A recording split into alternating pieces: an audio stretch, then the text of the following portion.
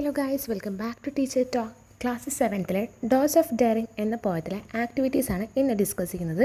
Page number 115 fifth 5 questions വരെ നിങ്ങൾക്ക് കാണാം. ആ 5 ക്വസ്റ്റ്യൻസിൻ്റെ ആൻസറാണ് നമ്മളിവിടെ ഡിസ്കസ് ചെയ്യുന്നത്.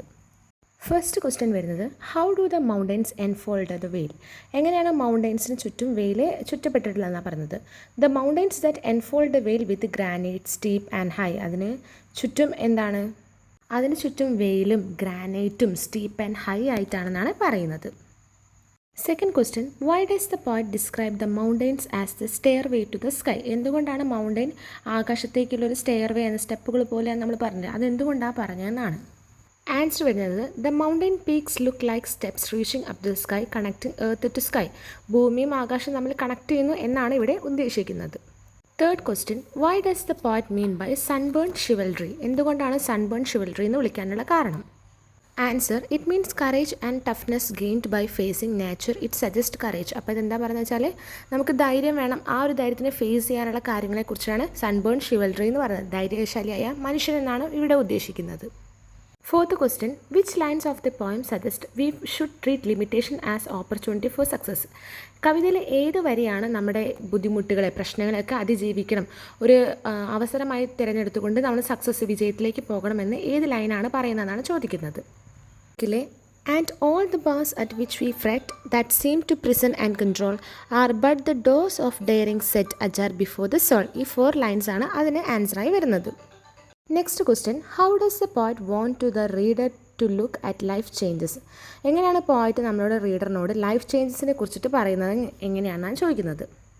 പോയറ്റ് പറയുന്ന വെച്ചാൽ, the poet suggest facing challenges bravely as chance to grow. എങ്ങനെയാണ് ധൈര്യത്തോടു കൂടി നമ്മൾ മുന്നോട്ടേക്ക് പോവുക, നമുക്ക് ചാൻസ് വരുന്നതനുസരിച്ച് നമ്മൾ എൻ്റെ മുന്നോട്ടേക്ക് വളരുക എന്ന രീതിയിലാണ് പറയുന്നതാണ് ഈ ഒരു ലൈൻ. അപ്പോൾ ഇതോടുകൂടി ഫസ്റ്റ് ഇത് ആൻസർ ദ ഫോളോയിങ് ക്വസ്റ്റ്യൻസ് കഴിഞ്ഞു. ഇനി നെക്സ്റ്റ് ആക്ടിവിറ്റി ഡിസ്കസ് ചെയ്യാം.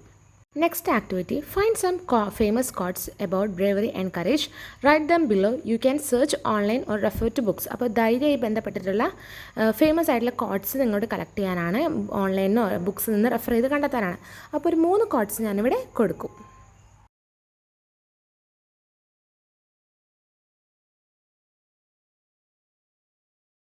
Next activity number 2, page number 116. Look at the following lines from the poem. ഇവിടെ 4 വരി ലൈന് കൊടുത്തിട്ടുണ്ട് പോയത്തിൽ. ഇതിലൂടെ നമ്മളോട് പറഞ്ഞത് ഐഡൻറ്റിഫൈ ദ റൈമിംഗ് വേർഡ്സ് ആണ്. ഇത് നമ്മുടെ പോയത്തിലെ സെയിം ലൈൻസ് ആണ് കൊടുത്തത്. റൈമിംഗ് വേർഡ്സ് എന്ന് പറഞ്ഞാൽ അറിയാം, സൗണ്ട്സ് എന്തായിരിക്കും, സെയിം ആയിരിക്കും അല്ലേ. അപ്പോൾ നമുക്ക് നോക്കിയാൽ അറിയാം, ബാസ്, ഡോസ്, കൺട്രോൾ, സോൾ എന്നൊക്കെ പറഞ്ഞു വരുന്നത് നിങ്ങൾക്ക് കാണാം. അപ്പോൾ നമ്മളതവിടെ എഴുതിയിട്ടുണ്ട്. Next, find out the rhyming scheme. Rhyming scheme എന്ന് പറഞ്ഞാൽ നമ്മൾ എ ബി എന്ന് പറയില്ലേ, ഇവിടെ നോക്കുകയാണെങ്കിൽ ഫ്രെറ്റിൻ്റെ ലാസ്റ്റ് ലെറ്റർ ഏതാ, ടി ആണ്, അപ്പോൾ എ കൊടുത്തു. കൺട്രോളിൻ്റെ ലാസ്റ്റ് ലെറ്റർ ഏതാ, എൽ ആണ്, ബി കൊടുത്തു. നെക്സ്റ്റ് 3ാമത്തെ വരിയിൽ സെറ്റിൻ്റെ ലാസ്റ്റ് ലെറ്റർ ടി ആണ്, അപ്പോൾ ഫസ്റ്റ് വന്നതായതുകൊണ്ട് നമ്മൾ എ തന്നെ കൊടുക്കുന്നു. പിന്നെ സോള്, എൽ വന്നത് നമ്മൾ ഏതാ, ബി ആണ് കൊടുത്തത്. അപ്പോൾ ഇവിടുത്തെ റൈമിംഗ് സ്കീം എ ബി ആണ് വരുന്നത്. Next activity, find out the words that alliterate in the lines given below and write in the space provided. ഇവിടെ നമുക്ക് കുറച്ച് വരികൾ തന്നിട്ടുണ്ട്, സെയിം പോയത്തിലെ ലൈൻസ് ആണ്. അലിട്രേഷൻ കണ്ടുപിടിക്കാനാണ്. അലിട്രേറ്റ് ചെയ്തിട്ടുള്ള ലൈൻസ് ഏതൊക്കെയാണെന്ന് കണ്ടുപിടിക്കാൻ. അലിട്രേഷൻ പറഞ്ഞിട്ടുണ്ടെങ്കിൽ കോൺസണൻറ്റ് സൗണ്ട്സിൻ്റെ വേർഡ്സ് റിപ്പീറ്റ് ചെയ്യുന്നത്. അപ്പോൾ ഒരു ലൈനിൽ കോൺസണൻറ്റ് സൗണ്ട്സ് ആയിട്ടുള്ള വോവൽ സൗണ്ട്സ് എന്ന് പറഞ്ഞാൽ എ ഐ ഒ യു, ഇതിൽ ബാക്കിയുള്ള ലെറ്റേഴ്സാണ് കോൺസണൻറ്റ് സൗണ്ട്സ്. ആ ലെറ്റേഴ്സ് റിപ്പീറ്റ് ചെയ്യുന്നുണ്ടെങ്കിൽ അതിന് നമ്മൾ അലിട്രേഷൻ എന്നാണ് വിളിക്കുക. വോവൽ സൗണ്ട് റിപ്പീറ്റ് ചെയ്യുകയാണെങ്കിൽ അസൊണൻസ് ആണ്. കോൺസണൻറ്റ് സൗണ്ട്സ് റിപ്പീറ്റ് ചെയ്യുകയാണെങ്കിൽ അലിട്രേഷൻ എന്നാണ് വിളിക്കുന്നത്. ഇപ്പോൾ ഫസ്റ്റ് ലൈൻ നോക്കിയിട്ടുണ്ടെങ്കിൽ the restless deep dividing sea. ഇവിടെ റിപ്പീറ്റ് ചെയ്ത ലെറ്റർ പറഞ്ഞാൽ ഡി ആണ് അല്ലേ, ഡീപ്പും ഡിവൈഡിങ്ങിൻ്റെ ഡിയും. അപ്പോൾ ഇവിടെ നമുക്ക് ഡീപ്പ് ഡിവൈഡിങ് കൊടുക്കാം. നെക്സ്റ്റ് സെക്കൻഡ് ലൈനിൽ ഫ്ലോസ്, ഫോംസ്, ഫ്രം. ഇവിടെ 3 റിപ്പീറ്റ് ആണ്, എഫ് അല്ലേ. പിന്നെ അതേപോലെ ഷോർട്ട്, ഷോറ്, അതും റിപ്പീറ്റ് ആണ്. നെക്സ്റ്റ് പറഞ്ഞത് ഏതാണ്, സെറ്റ്, സെയിൽ. ഇവിടെ ഏതാണ് റിപ്പീറ്റ് ആയിട്ടുള്ളത്, എസ് ആണ്. ഇതാണ് അലിട്രേഷൻ എന്ന് പറയുന്നത്. Next last activity, read the following lines. The mountains that enfold the way, with walls of granite steep and high, invite the fearless foot to scale their stairway toward the sky. So ഇവിടെ പറഞ്ഞത് മൗണ്ടെയിനെ കുറിച്ചിട്ടൊരു ലുക്കാണ് അല്ലേ. ഇവിടെ നമ്മളോട് visual image എഴുതാനാണ് പറഞ്ഞത്. നിങ്ങൾ ആദ്യമായിട്ടായിരിക്കും വിഷ്വൽ ഇമേജ് നിൽക്കുന്നത്. വിഷ്വൽ ഇമേജ് പറഞ്ഞാൽ, visual image in A poem is A vivid picture of words. നമുക്ക് വാക്കുകൾ കൊണ്ടുള്ള ചിത്രങ്ങൾ വരയ്ക്കുക എന്നതാണ് visual image. Visual image make A poem beautiful and powerful. അപ്പോൾ ഏതൊരു പോയം എടുത്ത് നോക്കുകയാണെങ്കിൽ അതിൽ വിഷ്വൽ ഇമേജ് ഉണ്ടാവും അല്ലേ.